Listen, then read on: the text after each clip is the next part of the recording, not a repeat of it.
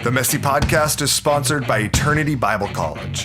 Eternity is dedicated to providing a debt-free education with courses taught by hands-on practitioners just like myself. To learn more, visit eternity.edu. Welcome back to the Messy Podcast, a podcast about the messiness of life and the transforming power of the gospel. Scott Mehl here again, and this week I'm talking with Jonathan Holmes. Hi, Jonathan. Hey, Scott. Thanks so much for taking the time to be with me today. Oh, my pleasure. Happy to be here. So Jonathan is the founder and executive director of Fieldstone Counseling. He also serves as a pastor of counseling for Parkside Church. He's the author of The Company We Keep, Counsel for Couples, which we're going to be talking about today. He also is the author of Rescue Skills and Rescue Plan, along with Deepak Reju, which I'll say, Jonathan, I've used those books multiple times since they came out. They've been a huge blessing. Thank you. Blessing.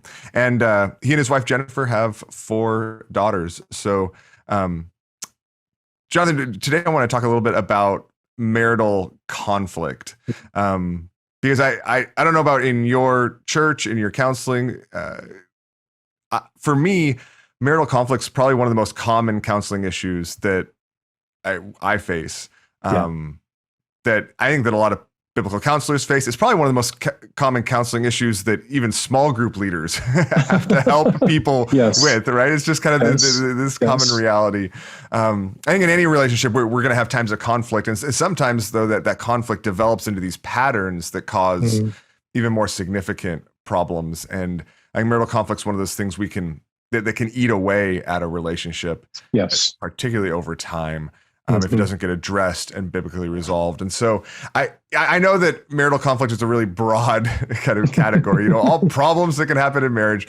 But I want to kind of talk about maybe specifically the persistent, troublesome patterns of conflict that arise in otherwise healthy marriages. Right. So I think that there's kind of fundamental dysfunction, and we can talk about that. But I'm talking about like just the conflict that leaves couples saying, wait, how did we get here?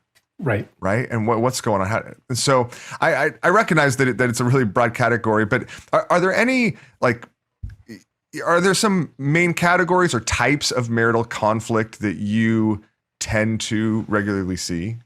Yeah. Well, Scott, even what you said just a second ago, I think is a helpful disclaimer that, what we're talking about is just this chronic conflict in marriages. We're not talking about destructive, abusive conflicts, that are tearing marriages apart. And you're right. I do think this is just, the garden variety struggle that so many couples face. And I think one of the kind of the big umbrella term that I would say is just that a lot of couples, when they get married, I think buy into this myth of compatibility.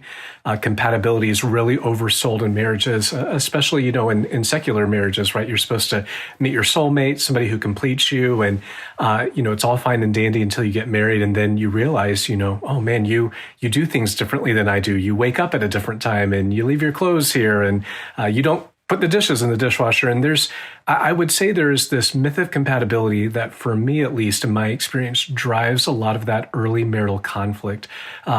The compatibility of unmet expectations, unset expectations, different issues that might come up with just how we do life, just how we go about scheduling our day, how we see the world, how we value things.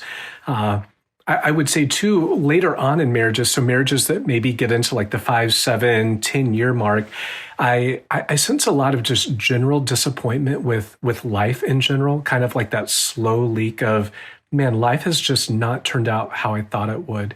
And what it does is I think it provides a really fertile context then for just marital conflict to kind of grow out of.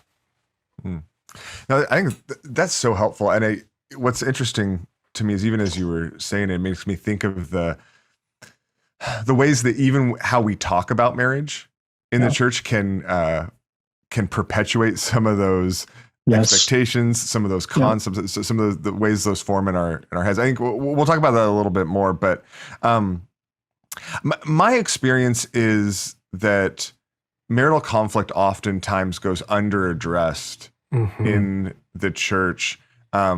Basically underaddressed until it's a crisis. Right. Yeah. Right. Is that something you see too? Or? Yes. Absolutely, Scott. And I think there's a couple of different reasons why it goes unaddressed. So I'll give you a couple of reasons. One is there's just not places or spaces to discuss it, right? We're in this mode where we come to church on a Sunday. We're mainly on the receiving end. We hear a sermon. We think that's worship, and then we kind of go home to our own, into our home in our own community. And so there's not even logical spaces, if you did have marital conflict, to ever talk about it within community. Secondly, I think a lot of couples, especially Christian couples, would view conflict as inherently bad. So you don't want to talk about the fact that you do have conflict. And I'll have couples all the time tell me, especially in a church context, we're probably the only ones who struggle like this at Parkside. And I say, well, no, like, trust me, you are not alone in that. I struggle in my marriage, and you're not alone in that particular way. And I think another reason why oftentimes it can go unaddressed is because we equate no conflict with good conflict, meaning if we don't fight at all, that means we're doing good. And if we are having conflict, that's bad. And I always come back to Ken Sande and the Peacemaker. One of the very first principles you learn in Peacemaker is conflict is always an opportunity to glorify God. And so trying to even help couples at a very early stage within marital therapy and counseling to even reframe how they approach conflict, I think is an necessary step. It's interesting, just as you said, how common it is for people to feel like they're the only ones that struggle. Yes. And oftentimes that's what keeps them. I heard that twice last week. Yeah. from two different people about very common struggles. They're like, well, I just, it's so different from everyone else. And I'm like, wait a second. And what's surprising to me is it makes me wonder, where did that even come from? Yeah. Right. How do we perpetuate this, atmosphere? And I think sometimes it's just how we interpret it in our heads, but how do we interpret this atmosphere where that leaves everybody feeling like, oh, no, everybody else is doing great. Right. Which actually, it makes me think that, in a sense, I think we oftentimes, our goal is to avoid conflict. And what I hear you saying is our goal should actually be to learn how to have healthy conflict. Absolutely. There's always a way, I find, that we need to engage conflict. And one of the things, at some point we might talk about is really following the pattern that God sets down for us. God sees conflict and he enters into it. He engages it wisely and compassionately. He doesn't stand afar off from it. And, it always comes down to how we engage conflict. Of course, you can engage conflict in a negative way that's going to set you up for, more likely than not, a negative result. But conflict actually can become a strong point for couples, can be a way that they build connection, way that they can embody the gospel storyline in their marriages. And so I try to tell couples, there are a lot of people out there who don't have conflict in their marriages. That doesn't necessarily mean that they're living godly marriages. And so, again, it's about reframing our very relationship and understanding with conflict that I think is so helpful. It makes me think of how many unhealthy habits get formed simply by trying to avoid conflict. Yes. Oh, definitely. Actually, it ends up being more destructive to try to avoid. It absolutely does. Absolutely. And to walk through it. So if a couple has conflict in the church, who should they go to for help? I mean, I think that sometimes that's one of the things people struggle with is they're like, I don't know who to talk to about this. Right. There's, depending on, your listeners and your context, obviously my first choice is find someone in your life that is, I call them stakeholders. Like, find a stakeholder in your life, somebody that you are going to be able to see on a somewhat regular basis, somebody who's geographically close to you. If they are older and wiser than you, then that's a plus, I oftentimes find. But age in and of itself, I don't think is the guarantee of wisdom. So, maybe there is a younger couple you could find to help you. Talking to your pastors, your elders, a pastor's wife, a church leader's wife. Those would at least be, I would call, first responders of people if I'm engaged in just garden variety marital conflict. The proportionality then of response and reach out for help would map onto the type and the scale of conflict that I'm having. So if the conflict is more engaged and longstanding, then possibly seeking lay counseling through your church or seeking counseling, Christian or biblical counseling, I think would be helpful. So, I would kind of try to assess it that way. Let me include a caveat of who I would not go see, though. I wouldn't see a family member. And oftentimes in marital conflict, I find people talking to moms and sisters, brothers, fathers, et cetera. And I really believe in the priority of the marriage relationship and making sure that we're just speaking well of our spouse to other people. And sometimes when we get involved in marital conflict conversations, just the natural pull of our hearts is we tend to present ourselves well and not present others well. And I oftentimes find that sets up more difficult obstacles down the road for in-law and extended family relationships. So a lot of times spouses will turn there first, and I'm gently trying to say, preserve those for what they are, and utilize some of these other avenues for marital counsel. Yeah. That's so helpful. I think it's common sense in one sense. You're like, okay, yeah, the other people that are around you. But in another sense, like what you just described, I think is the opposite order of that we normally go in, right? I think we normally go to kind of family first and like, and then try to kind of keep it in, and when that doesn't work, then we're like, okay, we need a counselor. We need to go see counseling, right? And our friends and the people that are around us that maybe like you said, stakeholders in our lives end up being the last people. Absolutely. Involved. We kind of you keep them in the dark. What I hear you saying is well, let's flip that, right? Start there. Start with some of the people people in your church, just somebody that you can have that conversation with, and if it is more intense, a counselor, and try to protect those family relationships, those extended family relationships, where there's more relational dynamics, complicated relational dynamics at work. Scott, I'll add another one too. Don't go to social media. Don't crowdsource the marriage counseling. A lot of times I'll see friends help solve a conflict between me and my husband. Da da da da da. And then there's a gazillion comments. Again, there's a level of humor there, I'm sure that can be had, but more often than not, we, again, like you said, and we were saying, we want to find people who are probably close to us, both personally and geographically, for those intimate conversations. That's so helpful. So, okay. So what I want to do is I want to kind of think through this in the paradigm I try to use for all these different issues, and particularly in the context of classes and teaching and communication, to give people just some categories that they can walk through really anything. And so I want to think through that as it applies to marriage. And the categories I want to look at are knowing, taking time to know, serving, speaking, and ultimately gospeling, right? How does the gospel apply? So, but that always and inevitably starts with knowing, right? It starts with listening well, starts with asking questions. If you have friends, maybe a counselee, or maybe even just, a friend in your small group who they're just kind of struggling in their marriage, they're trying to get some traction. What kind of questions do you want to ask in order to learn the specifics of their situation and the specifics of their particular struggle? Right.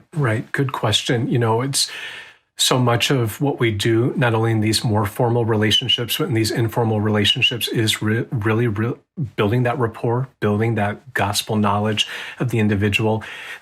Something that I think I'm more aware of, I think earlier on in biblical counseling training, it was, here's 30 questions to ask. And it was just like, boom, boom. It's like, you felt more like an interrogator, less like a friend who's coming along. And so I try to be conscious of that dynamic of just picking up on the natural rhythms of a conversation, right? Maybe you have a few in your back pocket, but just allow the Spirit to move the conversation where he would have it. So, the simple question of, hey, I don't think I really know your whole story. Would you mind sharing that with me? And just allowing for the conversation to kind of take its course. Sometimes I think in an older style of biblical counseling, again, it was like there was just question after question, and it could feel like just, you're just drilling the person. And that feels a lot more one-sided, I think. I'm looking for a dialogue, between me and the other person. So I want to know big picture, just in general. Tell me a little bit about you. In marital conflict in particular, I do place a pretty high priority on family of origin. So I'm very curious about family of origin. I'm curious to know what their home looked like when they were growing up. What did communication look like? What did conflict resolution look like? What do you remember about that?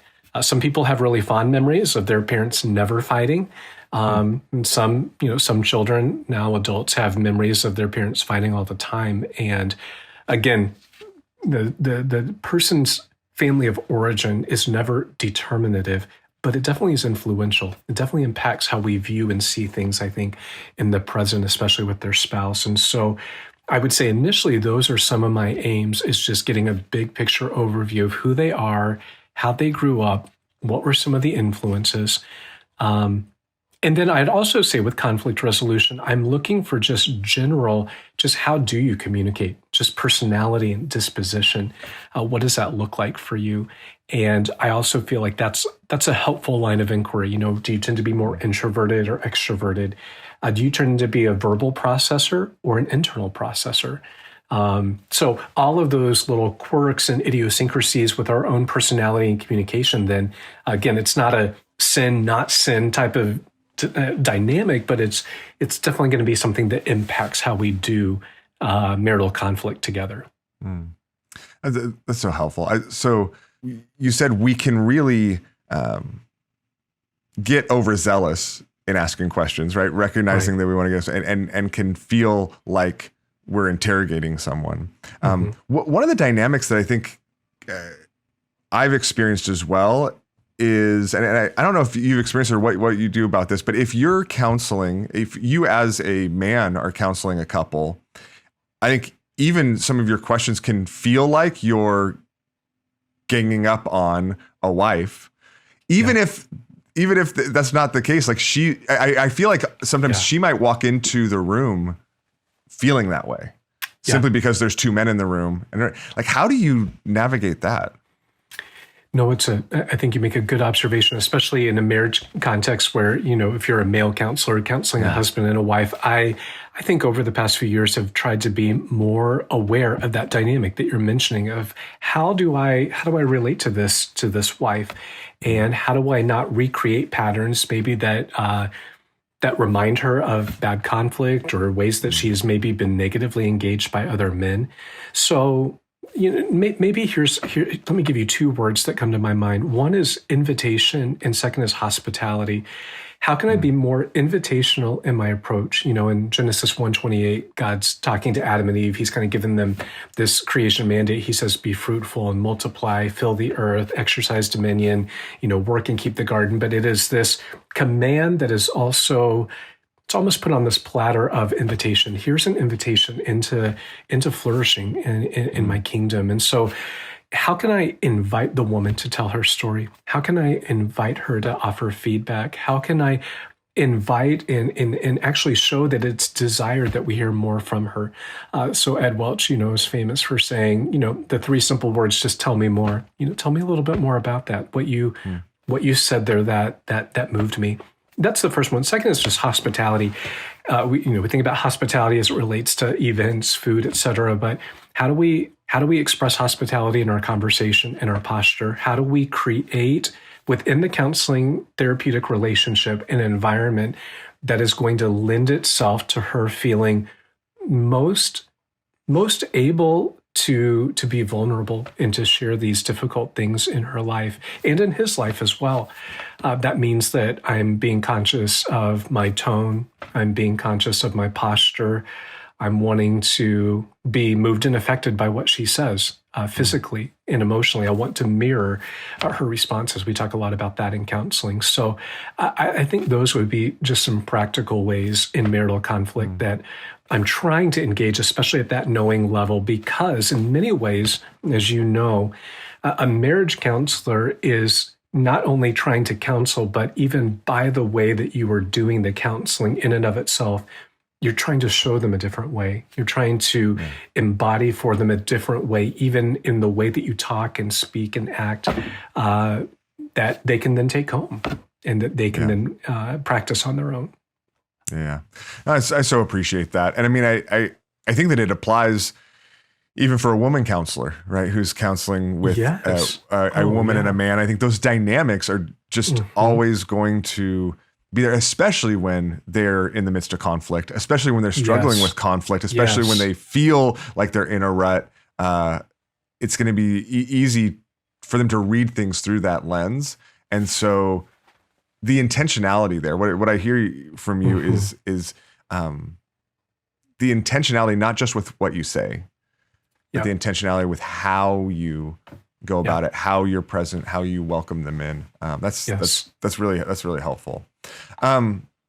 Okay. So if we're thinking about knowing and taking time to listen and ask good questions, I think one of the things that gets in the way of that most consistently is when we assume we know a couple, when we assume we know a person before we really do. What are some of the assumptions we can make about a couple's conflicts that might get in the way of us understanding what's really going on? Right. Well, two things come to mind, and one of them maybe comes at this question from a different angle, but, Pallison in Dynamics of Biblical Change, he'd give the illustration, he'd hold up two books and he would say, when couples are fighting, they're like banging the spines of their books against one another. And he said, what you're trying to do is you're trying to get couples to open up the book of each other and figure out what's going on below the surface. And so in terms of assumptions, I always find James 4, 1-3 is so critical in helping us realize, and I'll tell couples this, long before there's ever a war going on outside of you, there's always a war going on inside of you. So if we're seeing the war outside, an assumption that I am making is not that that's the main show, but there's a war going on inside that I really need to be attuned to. These disordered, frustrated desires that are at war with one another. And so wanting to do some work there so that I don't operate on false assumptions, meaning that I'm only dealing with the conflict itself, the presentation of the conflict. Another way to use it, to come at it, not only a book, but just think about an iceberg, if in marriage counseling, and especially with chronic conflict, if you're only dealing with that 20% of the iceberg, you're leaving that other 80% below the surface, just undealt with. We would call that the heart, right? You're not really getting to the heart. And I think the number one way I see Christian counselors get into that mode is if in your marriage counseling, you feel more like a referee and less like a counselor, you probably know that you're dealing with the tip of the iceberg, meaning that, Bob and Susan come into you, they verbally vomit on you, tell you about all 5 conflicts they had that week, and you kind of just go back and forth, adjudicate, get each other's perspectives, and then issue out these edicts. Well, Bob, you could have done that better. Oh, Susan, you probably messed up there. Why don't you do this? And if you find yourself just as a referee moving back and forth, again, it makes sense because it can feel like you're making progress, but you're really only dealing with that 20% of the iceberg. And eventually you'll get tired because somebody's going to be offended that you called a ball when they thought it was a strike. And somebody's going to be offended that, you just let that person walk to the base instead of striking them out. And what it leaves you with then is typically a very uneven balance in terms of one spouse perceiving you as more favored towards the other in marital conflict. Okay, so the question that comes to my mind, because I think it's so important to get down deep and not just kind of get distracted by the surface.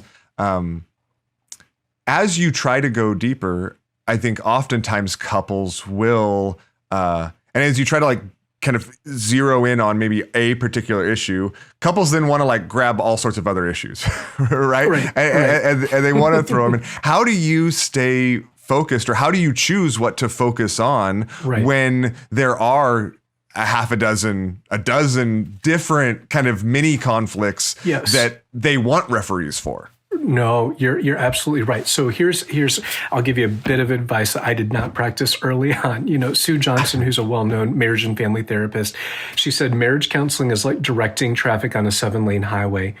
And if you try to cut off traffic or direct all 7 lanes, you're going to get run over. So pick one lane and focus on that. So a lot of times when you come into marital conflict, especially chronic conflict, as a counselor, you're going to feel overwhelmed. There's just so much. Like you said, there's 20 years of history. I mean, do you have time to sort through all? I mean, it just is overwhelming. And that's where, again, that spirit dependence I find is so key. Moving at the Lord's pace.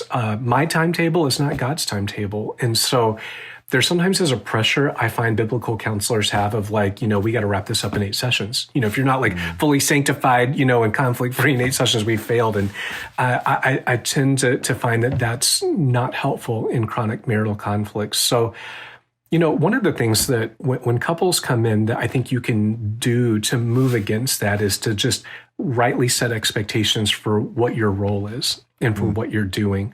And so a lot of times I'll say something to the effect of, there's a lot that we could talk about. There's probably a lot that has happened over the balance of your marriage. But what I really want to aim and what I really hope for is that you guys will be able to understand moving forward. How do we deal with some of these things when they come up? How do we really stay in the present as much as possible? And by present, I even mean like within the counseling room. I tend to be more process-oriented in counseling. So, a spouse comes in with their spouse and you can just tell there's discord, there's friction. Yeah. Just acknowledging that in the moment, saying, hey, like, Susan, you seem a little bit quiet today. Could you help me understand what's going on? And process-oriented counseling, I find tends to be better because you're dealing with something that's happening in front of you. The data is there. You don't have to reach back 20 years. And it keeps you out of that cesspool of the past where you can, it's like it's a labyrinth that you could be in for quite a long time. If they do want to dip back in the past, I don't mind that, but I'll try to give them some frameworks. Like, hey, let's talk about it for a few minutes and then come back. And try some of those different techniques to redirect. Yeah, that's really helpful. That's really helpful. What about a couple that are kind of uneven in how willing they are to share?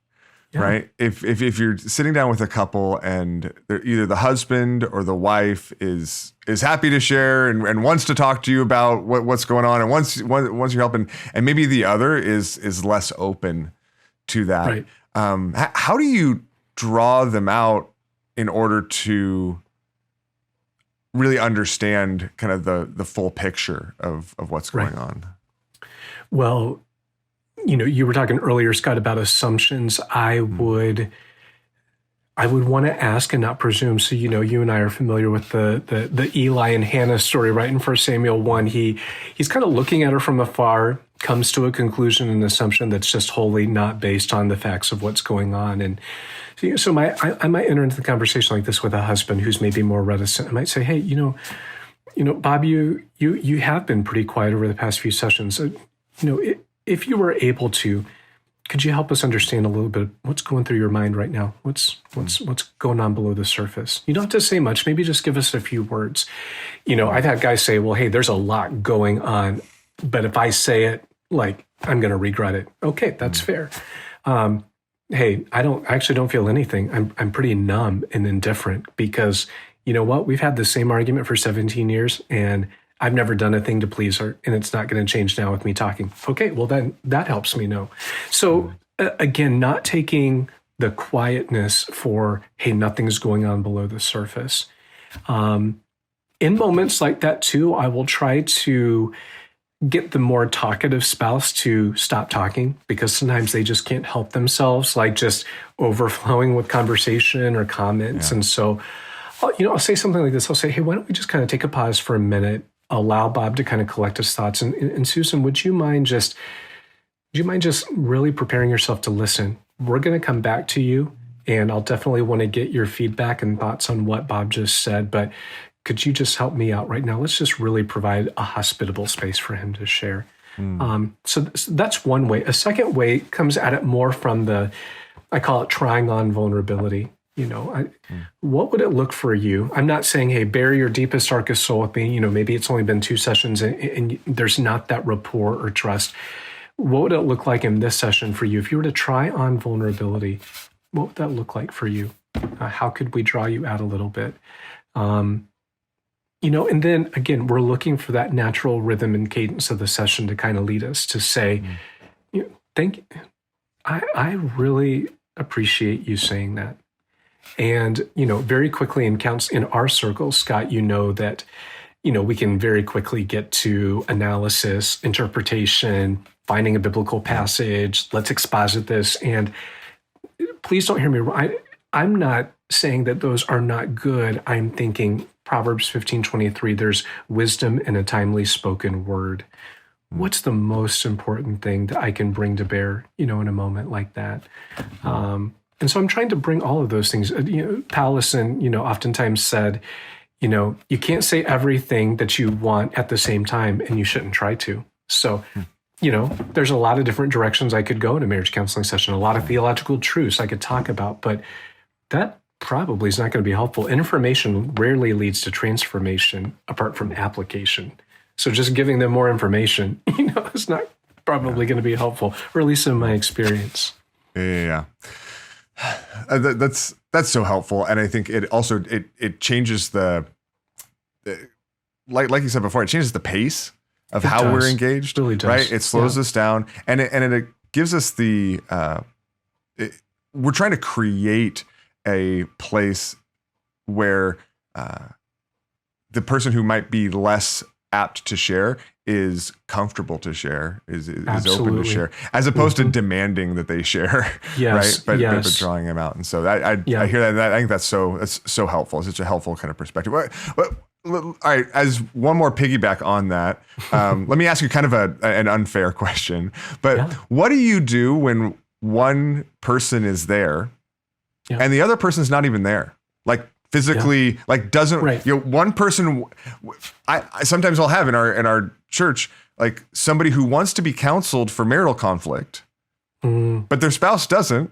And so they're like, well, I'm here. Like, how do you deal with counseling marital conflict when only one of the people is there? Yeah, no, I hear you, and I feel you. In marriage counseling, we say you're always counseling three things. You're counseling a husband, you're counseling a wife, and you're counseling the marriage. And you constantly have to keep those three plates in mind. So if I only have one spouse, I'm not really counseling the marriage.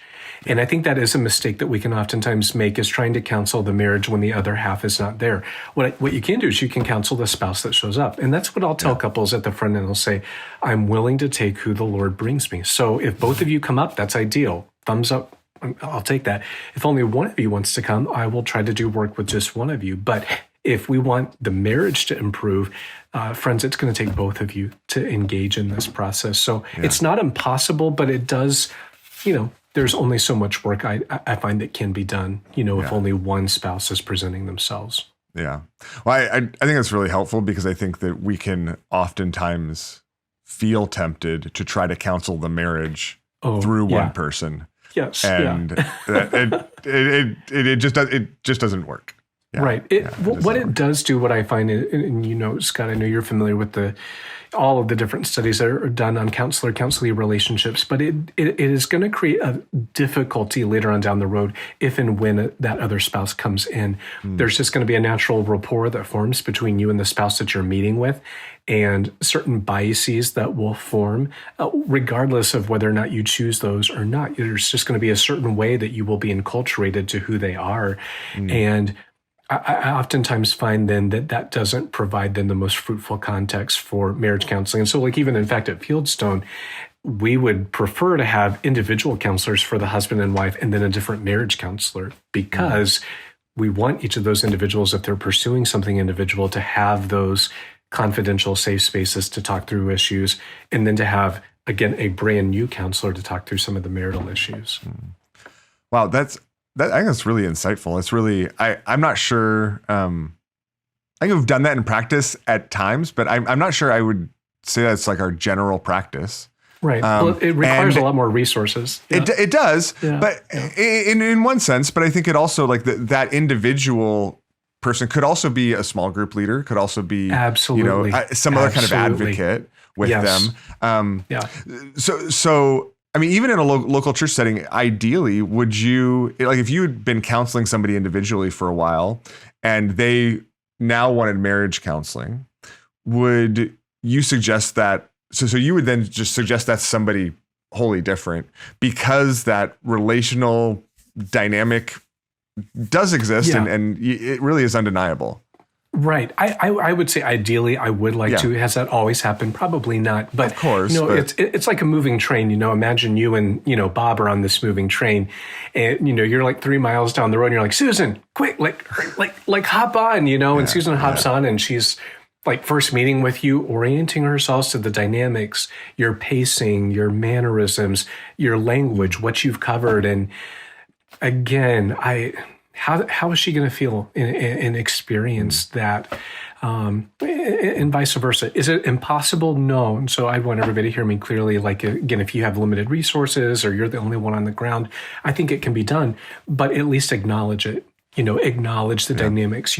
Maybe it's something like this. Hey, Susan, we're really glad that you're joining us in these sessions. And, Bob and I, we've been talking over the past few months, and I'm not sure what he shared with you, but I'd love to hear your perspective. Just what have the past few months been like for you as I've been meeting with Bob? Would you mind sharing that? That's a kind of like a, off the cuff narration that I might use to try to, bring her up to speed, as it were. That's really helpful. I really appreciate that. I'm glad I asked. I guess it wasn't as unfair, quite as unfair of a question. Because it's the type of thing that happens. Yes, it does. In a sense, it's not ideal, but it's the type of situation that comes up over and over and over again I think for a lot of counselors. So yeah, absolutely.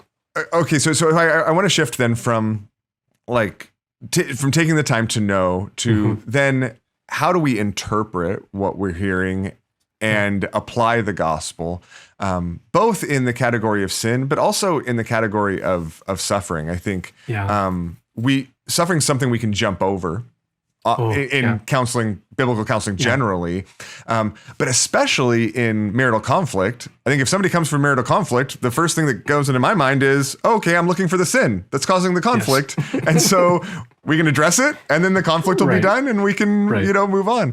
But gaining the whole picture necessarily involves, I think that gaining the whole picture necessarily involves gaining a appreciation for the ways in which suffering outside of themselves and outside of the couple might be contributing to and have contributed to the existence of conflict in their marriage. And so what are some of the ways that you see suffering kind of from the outside contribute to marital conflict? Well, I'm so glad you asked, because Scott, I think you're right. We oftentimes, you think conflict, you immediately think of sin, and that's definitely a category, but, for sake of emphasis and what we're talking about, we'll really hone in on this part of suffering. We'll just go back to family of origin. That family of origin I find to be critically important to our earliest understandings of how we see a mom and a dad relate, how we see people treated, how we see people viewed, how we see demands, requests, bids for connection, communication. We tend to normalize what we see oftentimes in our family of origin. We think this is probably how everybody does it. And so you come into a new family and you're like, oh, well, not everybody just yells at each other at the table to try to get their voice heard. That's not what people do. You came from an Italian family, and that's just what Italians do, but maybe that's not what this other group of people does. And so you bring those things in, and this broad umbrella suffering of just, brokenness of just, we all have broken ways that we communicate. Think about things like children, work stress, financial stress, right? Just these outside situational circumstances, again, that are largely out of our control, right? I mean, we've just spent, 2.5 years in a global pandemic, and I'm sure you and I both have seen the ways that has just, has added to people's loads in terms of conflict. Think about just the biological and physiological components. I had a woman the other day who's in the midst of menopause, and her body's changing. She's getting hot flashes. It's a little bit more difficult to control her emotions, and put on top of that, she's also diabetic, and so having troubles regulating her blood sugar, and just realizing the impact that has. Now, we're not using that as a rationale to excuse her sin, but we do realize that helps form a context for us to better understand our responses. So, in that broader framework, if anything, the pendulum needs to be swung back towards really thoughtfully engaging some of those things. Questions like, what's troubling you? What's on your heart? What things tend to press in on you that feel out of your control? It's the question that God is so good at asking that then we kind of extrapolate out, why is your countenance fallen? Hey, you look really discouraged. What's going on? And again, I find a lot of times that actually leads us closer down the path of just that experience of brokenness and human suffering. I think it's so helpful and so important in really ministering to people, right? Not just solving problems, because as biblical counselors, right, we're not in the business simply of solving problems. We're in the business of ministering to people in order to help them become more like Jesus, which is also the goal we need to kind of keep in mind in that sense. Can you talk about that a little bit more? Like what might we miss what's really going on if we don't take the time to not just see suffering, but to recognize it, speak to it, minister to it. Right. A simple example, let's go back to Bob and Susan, our hypothetical couple, and Susan has this, man, when conflict begins to escalate, she tends to withdraw and shut down. And for whatever reason, Bob ends up pursuing that, sometimes unhelpfully. So he'll keep pushing for an answer, and at which point she'll blow up because she can only handle so much. So what happens then as a counselor is we take that moment, we take that waterfall in the jar moment, and we say, oh, okay, let's deal with that. But we really have to understand the hour that led up to that. Help us understand. So it seems like when things get hard, you withdraw. And we press into that a little bit, and maybe we see she grew up in a home where that's how her dad interacted with her mom. Her mom would just shut down in conflict and just go along. And there's just only so much she can take mentally, right? We know our brain can only handle so much. And there's this dynamic we talk about in marriage counseling called flooding, right? Where we can get flooded with feeling so many emotions at a different time that we can either shut down or we can kind of fly off the handle. And so what can seem like a very mutual conflict, right, where, okay, Bob's just trying to get an answer, and then, man, Susan, you're flying off the handle at him. What's going on? But we've not really done due diligence to say, okay, what happened, though, in that last 45 minutes that got us to that spot? And then what 40 years helped us get to that 45 minutes of the way that Susan's mom protected herself was she had to withdraw. And if we don't get that dynamic, then I do think that we can make some unfortunate missteps in counseling with people. And that's where, what we talked about with just knowing people then becomes so critically important for us. So I feel like when people come to understand the ways in which suffering is contributing and has contributed, maybe even the way that their family and the way they grew up is contributing to their current conflict, that can feel really hopeless, right? It can feel like, well, wait, I can't change that, right? Like that's how I grew up. This is how I've functioned for 30, 40, 50 years. How does Scripture give us hope and teach us to respond when we recognize that suffering and kind of feel the weight of hopelessness that it feels like it naturally brings? Oh, it totally can. And especially from people who come from more, conflict, chronic, abusive, destructive conflict type homes. You go to Romans 8, Romans 8 is this wonderful chapter and kind of at a pivotal point in Romans where all three of these shared identities that we think about saint, sinner, and sufferer, all kind of come together. Paul starts off saying there's therefore now no condemnation for those who are in Christ Jesus. And then, in the back half of the chapter, he talks about this experience of suffering, but it kind of sandwiched in between the middle there, he has this line where he says, the same Spirit of God that raised Jesus Christ from the dead is at work in those who believe. And saying, man, in those moments, Susan, I would love for you to be able to remind yourself of that the same Spirit that raised literally a dead person back to life, right? I mean, that kind of power is just not available at Target, this is, man, that Spirit, he is at work in you. Yeah. And Susan, what would it look like in this moment to walk in the power of that Spirit and to respond in a way that would make for peace and not break peace or fake peace? And, just instilling that sense of sainthood into her, right? Mike Imlet talks a lot about saint, sinner, sufferer, and again, really leaning into those two aspects of her identity. I also think this is where the process of marriage counseling is helpful to say, hey, right now, what are you feeling? Could you communicate that to Bob? Because she tends to shut down. Helping Bob maybe do a little bit, we call it psych ed. Maybe he just needs a little bit of education about how the brain processes emotion and conflict. So what he just reads on the outside, like the halo data, I think is what we were taught in old biblical counseling. The halo data that you see rejection. You see she doesn't want to give you the time of day. You see it as kind of playing on your insecurities, right? Of, man, your own wife doesn't want to engage you. That's what you see, but is that really what's going on? And trying to engage them to be able to see those dynamics in session. And a lot of times I find people can't do this on their own. So I typically don't do a lot of homework with marriage counseling because they will sometimes take home what you gave them to do and not implement it properly. And then it won't go well. And then they'll say, we'll see, it doesn't work. So I will try and do a lot of these things in session with couples. Okay. What about when they're feeling the weight of that and the weight of that, even the suffering in their backgrounds, even when it comes to scripture and the truths of the gospel, is that something that you want to kind of reserve for them, or do you point them to places that you want them to either remind themselves of, even if they're not doing work with one another? Or is there how do you incorporate that hope-giving gospel truth for them kind of in as they go through it?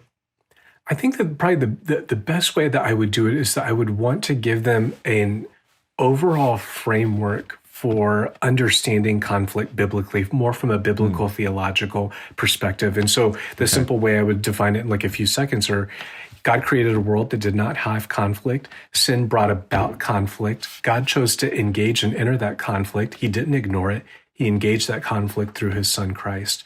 And Christ is able to reconcile this cosmic conflict, which has separated us from him through his resurrection, through the perfect life that he lived.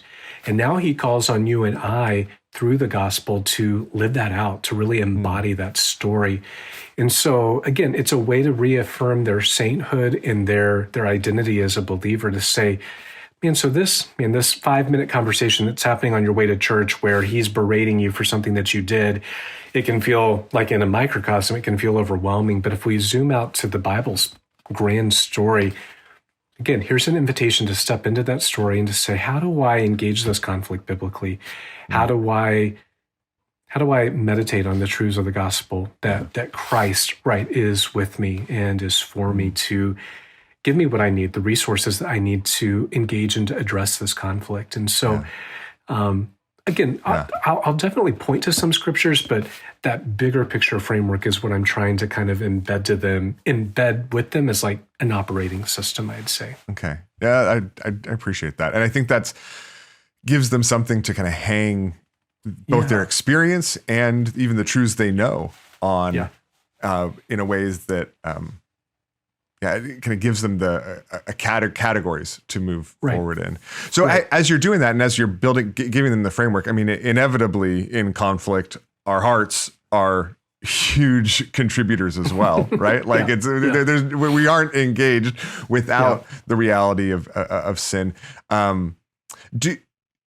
When you're counseling with a couple, do you want to dig into some of the idolatries or heart issues that might be contributing from either side, or is that kind of like individual work and it like makes things like complicated when you're doing it together? Or how do you in that sense, like how deep do you go in addressing and recognizing sin when a couple is kind of working through things together?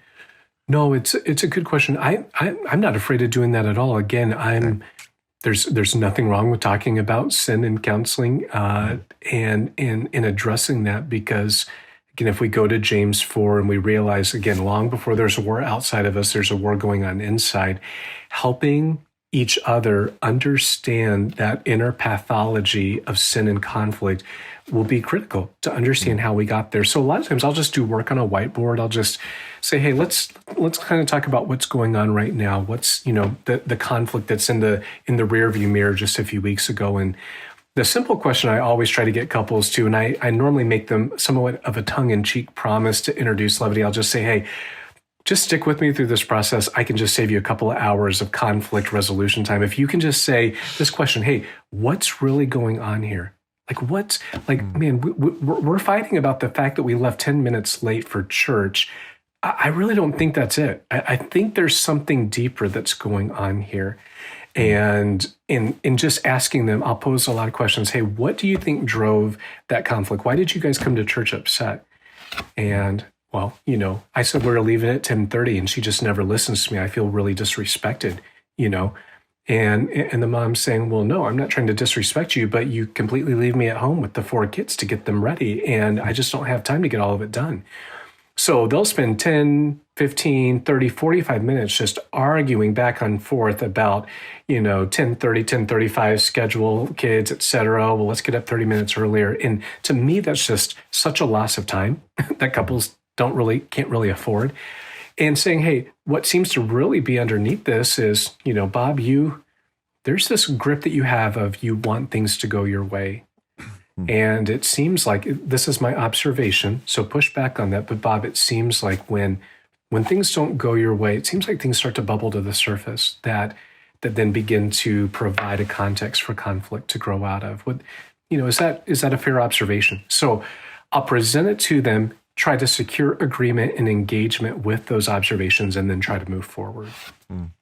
I see, and even how you word that, this really important practice of inviting people into correction as opposed to giving them correction. Yes. Right. And instead of saying, look, this is what's wrong, saying, let me give you some ideas. Yes. Let me share my observations. Even if I'm pretty confident this is what's going on, I want to invite you to grab a hold of it. I want to invite you to accept it. Right. Right. Scott, I think that's so important. I think that we forget our own place if we think we're the convictors of sin. We're the Holy Spirit. We're not. All the descriptions for who we are not that great. We're jars of clay. We're ambassadors. We're instruments in His hands. We're mouthpieces. It is not about our agenda. And we must leave room for the Spirit to move. And that's why I always tell my counselors all the time, praying the Lord's Prayer, it'll be the hardest prayer you ever learn how to pray. Just your will be done on earth as it is in heaven, right? As counselors, we tend to be very oriented towards solutions, fixing problems, happy endings, let's move forward, next, rinse, wash, repeat. And that the church is actually built for something that's much more deep and much more robust in terms of long-term care than that. And I would love to see us reclaim that, in some way if we can. Yeah. So what might we miss if we do just kind of stay on the surface and make a goal of resolving conflict and then we're done, right? What might we miss if we don't go deeper to the things in their hearts, in each of their hearts, that are contributing to the conflict? I think what'll happen is that you'll probably see them in 6 months. And if not in 6 months, you'll see them in 12 months. And we all have these couples, right? They're on the merry-go-round of our email. Like 6 months later, they're like, "Hey, Pastor Scott, we need to talk to you. Something came up." And again, if you tend to be content-oriented in marriage counseling, then you, in some ways, are setting yourself up for that. So teach them that biblical theological framework of conflict.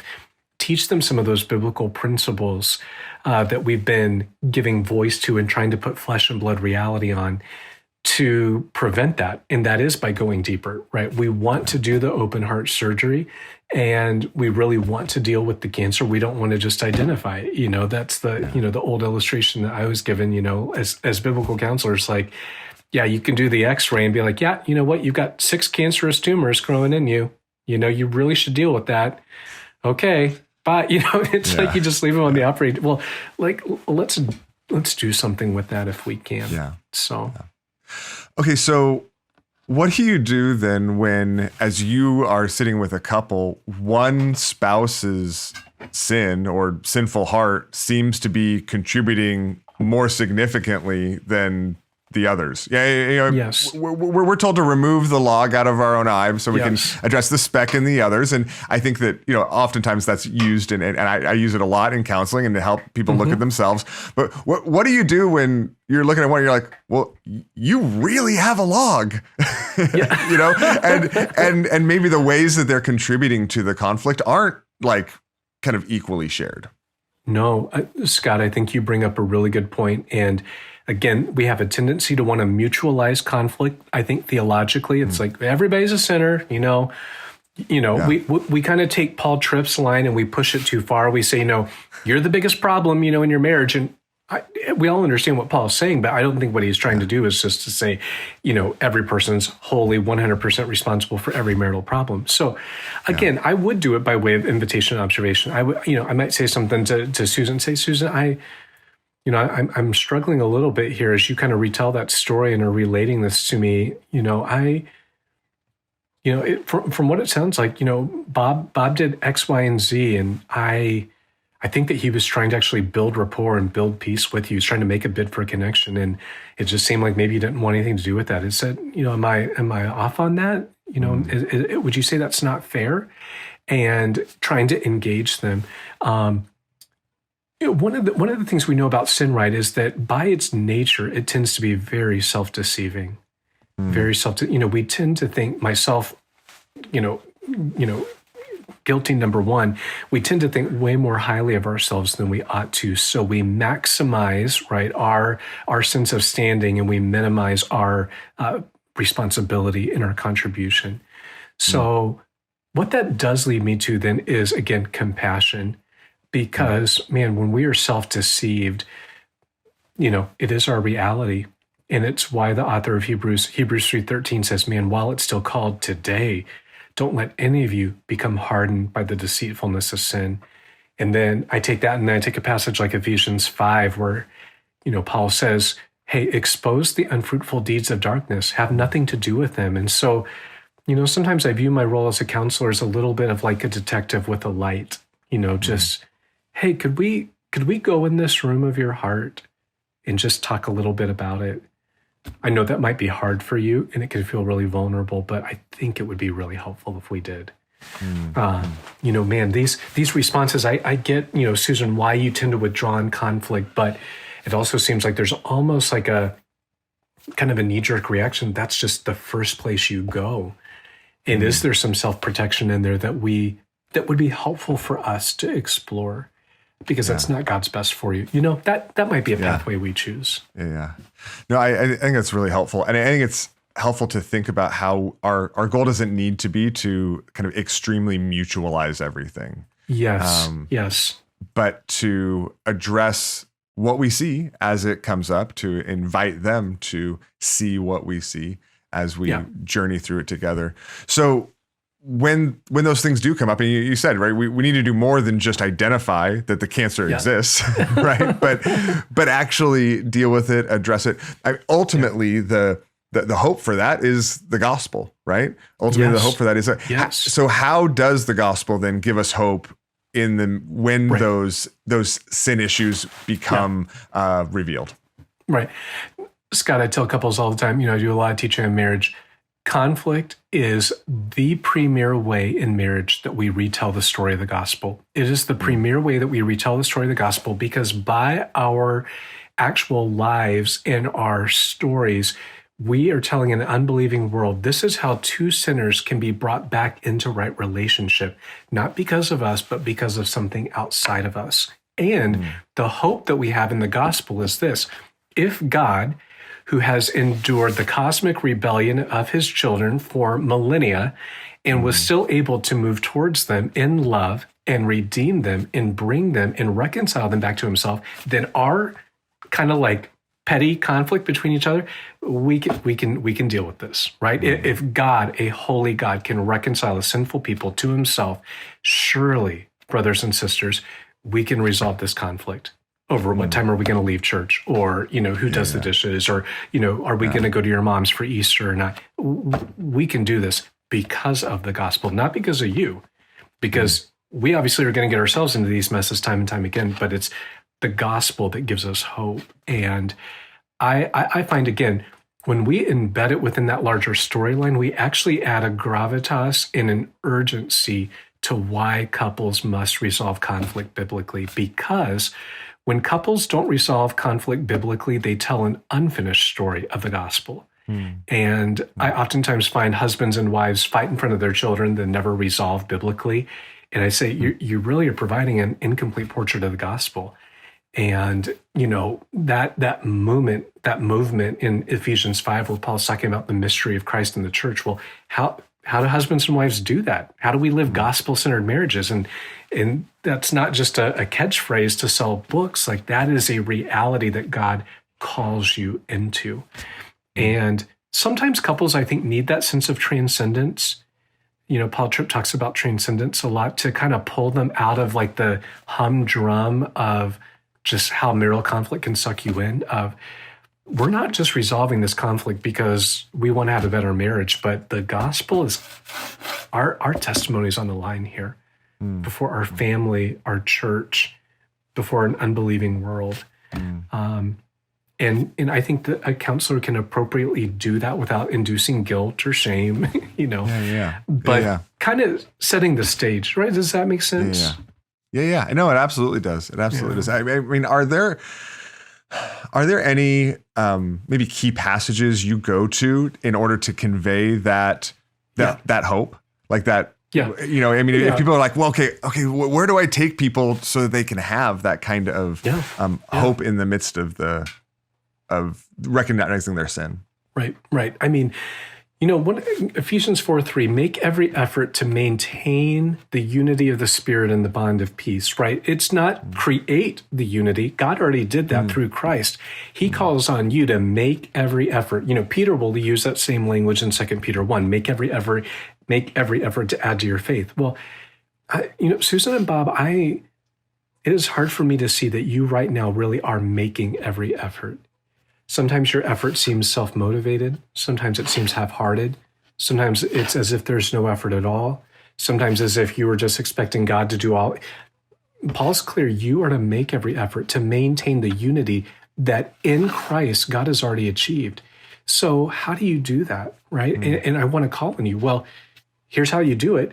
Fulfill the calling that you've received, Ephesians 4:1. So you have to remember who you are in Christ, Ephesians 1-3. That then provides the motivation to live, as Paul would say in Romans 1:7, the obedience of our faith, right? That God calls us not only to be Christians, but the obedience that faith then calls us into.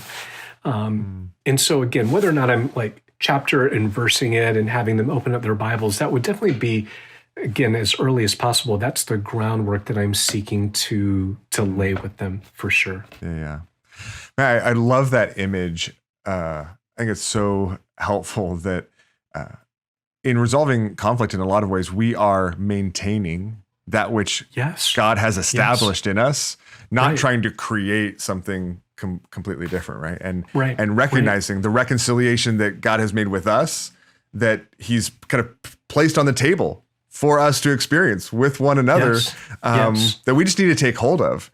And I think that's so much more, that's so empowering when people oftentimes feel like marital conflict is this gigantic mountain that they have no idea how they're going to scale. It is, because our world always feels like the most important world to us because it's the reality we live in. But Romans 5:8, God showed us his love in that while we were still sinners, Christ died for us. This massive cosmic conflict.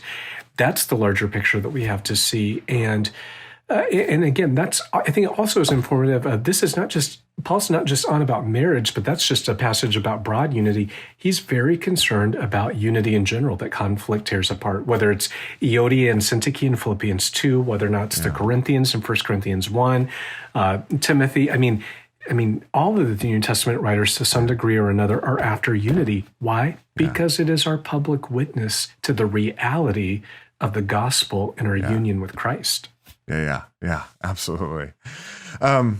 Okay, so beyond just our words, right? Beyond kind of listening and speaking and giving gospel truth, and how can we help people practically as we come alongside them and serve them? I mean, you talked about, I think, in one way, just creating a space for them. Yes. But yeah, beyond our words, how do we serve people as they're navigating through conflict? Here's some things I jotted down, and the first one was encouragement. I was at a conference a few years ago, and one of the speakers said something that has just never left me. He said, "No one is ever discouraged towards faithfulness. No one was ever discouraged towards faithfulness." Meaning, like, we don't grow in our faith by being discouraged. We grow in our faith when people encourage us in the faith, and couples need a lot of encouragement. I find more so than normal, finding where the Lord is up to good in their life. God is always up to good in the lives of those who believe, Philippians 1:6. So how can I be a detective for where God is up to good? Secondly, be practical. Be practical with your counsel. Again, sometimes I think we can get so, theological and esoteric that, we're speaking in aphorisms, as it were, like these platitudes of not really actually giving people like, hey, when this happens, try this, do this. That's where I do think role plays are really important. I do a lot of role playing in marriage counseling. So I'll say, hey, let's pause right now. Bob, why don't you actually do X? Okay, Susan, what did you just hear? So like the simple speaker listener exercise, I am confounded how little we listen to each other. And I'll have a wife say something, I'll look over at Bob and say, okay, well, Bob, what did she just say? Well, I think she said, well, no, I don't want what you think she said. I want to know what she said. And it's like deer in headlights, man. Yeah. Okay, well, instead of moving on though, let's try it again. Susan, I want you to repeat back to Scott what you just said, or repeat back to Bob what you just said. Yeah. So I try to do a lot of role plays. I think role plays are helpful.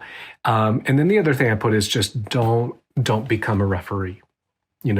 Become a counselor that the Lord works through. Don't do the ping pong ball of where you're just adjudicating balls and strikes in the marriage. It will sap you of your strength. Yeah, that's so helpful, and I think it gives us a picture for what love looks like as a counselor in the counseling room. Okay, what about maybe just if we take our counselor hat off for a second, put the pastor hat on, right? If we're talking to people in our church in their small groups, what would you encourage someone who's like a small group leader who's trying to walk with a couple through marital conflict? How would you encourage them to serve them or like come alongside of them? Yes. Would you tell a small group leader to like, okay, sit down and have formal meetings and do maybe that's a part of it, but is there a larger relational context that could be helpful to help them navigate through something like this? Well, Scott, like no false flattery. I'd probably just refer him to your book. I'd say, hey, why don't you read this book by my friend Scott Mehl about loving messy people, and I think you do a wonderful job there at giving us a really nice, I would say, a more developed methodology than if we have Tripp's Instruments in the Redeemer's Hands as a movement, we've known that we've needed more on that methodological side. And I feel like you have taken Tripp's framework and you've nuanced it, developed it in a way that, again, just the average person can pick up. So, I mean, I would genuinely refer them to a lot of the content in your book. I would. Thanks. The other thing is I would just say practice. Just practice having conversations. More and more I'm finding we don't know how to talk to people. We don't know how to listen to people. We don't know how to handle awkwardness, difficult things. We don't know how to regulate our own emotions when things get awkward. So I would say practice, practice, practice. I think we get to this spot where like, okay, we have like the sun has to be at, 90 degrees, temperature 77. She's got to be, have a babysitter for us to have like this conversation. And it's like, you and I both know that rarely happens. Yeah. And I think we miss opportunities again for the Spirit to work through us. So if all of the focus is on, okay, am I saying the right thing, doing the right thing? That's good. I don't want to poo-poo that, but it seems like the focus might be a bit misplaced. The Spirit is the one who changes people. You're an instrument. You're a vessel. You're a jar of clay. And just do it. That's why I tell my counselors, I'm like, just go do it. Like the idea of like, in an older method of like, well, you might mess up people. I think that probably way over views our own role, who we are. It's like, you're not going to mess somebody up. And I think that fearfulness leads us to disengagement more often than not. That's a good word. I appreciate that. Is there any, or are there any practical like exercises, wisdom that you find particularly helpful for couples that are struggling with conflict? I think so, because sometimes they need these like this deep heart work and truth, and sometimes they just need some like practical help to kind of normalize even their communication. Any practical wisdom you like to share with them?